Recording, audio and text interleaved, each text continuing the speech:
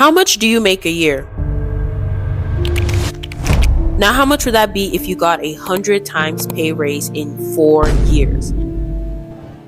That's what happened to Robert Downey Jr., a generational comeback story if you ask anyone on any side of the equator. He was paid anywhere from $300 million to $600 million to star in movies that made a combined $12 billion in the global box office, with the MCU as a whole having a combined box office gross of around $28.3 billion worldwide, from Phase 1 to Phase 4 across 30 films, with Phase 3 being the highest grossing with $13.5 billion in box office revenue. Now I see why they're burning money and greenlighting half-baked projects with budgets the size of the GDP of a small country. RDJ during his MCU run was paid significantly more than his co-stars, even though at the start he was paid the least and was considered the most risky of the bunch. Some people think the difference in pay was simply because of his importance to the Marvel brand, being the face or negotiating power. But really it was the power of a good contract. Signing what many at the time, even himself, didn't know was a great deal when the system was still in its infancy before it could catch up and block others from getting what he would go on to receive. Today, we're looking at how he made this much, and hopefully you can also learn something about contracts. We are talking all things back-end, upfront payments, pay increases, deal negotiations, and how Robert Downey Jr. pressured Marvel into properly compensating his co-stars after being the highest paid actor for a long time by a substantial margin. Robert Downey Jr. was the face of the MCU for more than a decade. What many may not know was that he wasn't the highest paid actor in Iron Man when it first premiered in 2008. Downey was considered a risky investment for a variety of reasons. He wasn't an action star, he was uninsurable due to his sultry past, and was thought by many to be past his prime, more likely to appear in gossip blogs than on movie credits, let alone blockbusters. However, Downey had faith in Iron Man and his role in the project and agreed to accept a low salary of $500,000 with an unknown cut of back-end profits, with some sources saying as high as 8%. There's some indication that his salary, or the one he earned in Iron Man 2, also covered his cameo in The Incredible Hulk. The original Iron Man was a hit beyond all expectations and kicked off the Marvel Cinematic Universe properly, grossing over $585 million worldwide and raising Iron Man into the top tier of superheroes. Even if the rumors are untrue and his percentage was more typical 0.05% of gross, that's still enough to bring Downey's Iron Man salary up to $2 million.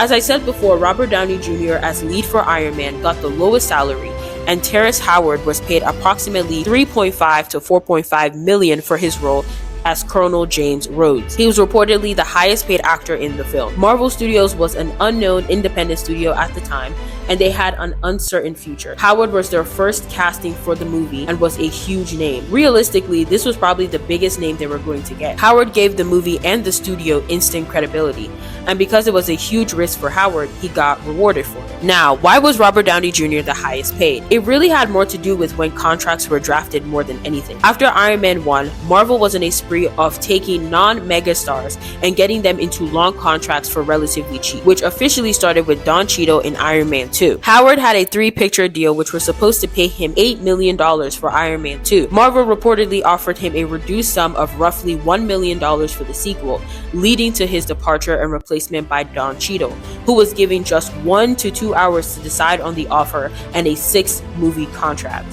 He reportedly earned $1 million for his role as James Rhodey Rhodes in Iron Man 2 in 2010. Cheadle's pay was a part of the earlier, lower salary era for Marvel's supporting characters, before many were renegotiated for the Avengers movies. Either way, Don got a check, Terrence walked away with his dignity, a win-win. Civil War was another blockbuster, grossing $1.15 billion worldwide, nearly beating the highest grossing solo movie for Iron Man 3. Downey made approximately $50 million to play Captain America's enemy. However, that's not including profit sharing, back end, and a $5 million bonus for surpassing the previous Captain America movie's box office. That puts his haul just a little shy of $64 million.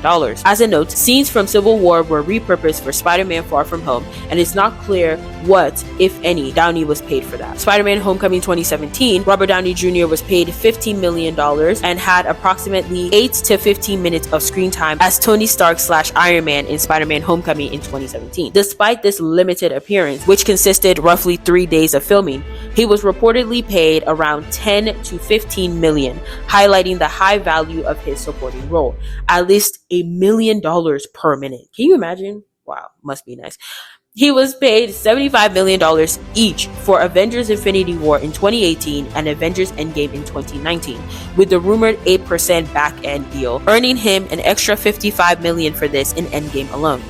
Endgame came close to becoming the highest-grossing movie ever, just shy of $2.8 billion. Endgame officially surpassed the $2 billion mark at the global box office in just 11 days, setting the record for the fastest film to reach that milestone. But it somehow didn't pass Avatar for the highest grossing in general, which I find to be insane.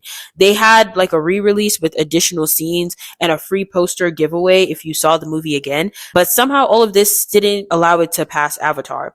I also did learn about this like a few weeks ago, and maybe that's why it didn't help, because like enough people didn't know about these additional scenes and re-releases. But anyway, with Robert being in the MCU for almost 2 decades and being in 10 Marvel Cinematic Universe films as Tony Stark / Iron Man, he earned an estimated 400 to 600 million total through high salaries and back-end profit sharing.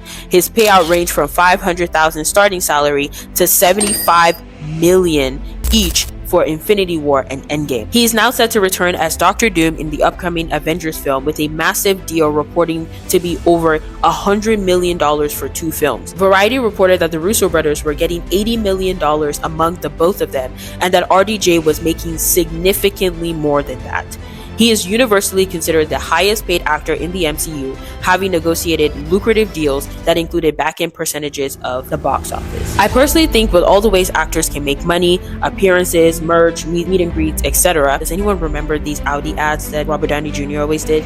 Nope, just me. He probably earned close to $800 million off of Marvel alone, and that will only increase with Dr. Doom. Marvel also revitalized his career enough to star in other movies and then win an Oscar with Oppenheimer. He took a pay cut of $4 million for that movie. Actors typically take pay cuts when they work with Christopher Nolan. In conclusion, his compensation is different because, like others, he didn't sign a multi-million-dollar deal, but instead was paid per movie with a new contract each time, and fortunately didn't fall victim to the multi-picture, low-salary era for Marvel. But Robert Downey Jr. also made sure to pay it forward. He famously leveraged his massive influence within the Marvel machine to fight for higher salaries for his co-stars, including Scarlett Johansson and Chris Hemsworth. Acting as a leader, he threatened to leave the franchise, forcing Marvel to renegotiate contracts to address significant pay gaps. RDJ, who often made $50 million plus per film, reportedly pressured Marvel to increase pay for his co-stars who were earning significantly less in comparison, such as during the Avengers Age of Ultron era, with a phrase floating around called the Call Robert Rule. Industry reports suggest that when contract disputes occurred, cast members knew to leverage RDJ's willingness to support them, with sources noting, "I have 4 words for Marvel. F you, call Robert." Sources indicated that Downey refused to work in an environment where his colleagues were not treated well, using his position as the franchise's biggest star to ensure fair pay. I hope you enjoyed this video and I hope you learned something. What do you want me to cover next? Drop it in the comments. Bye. Have a great day.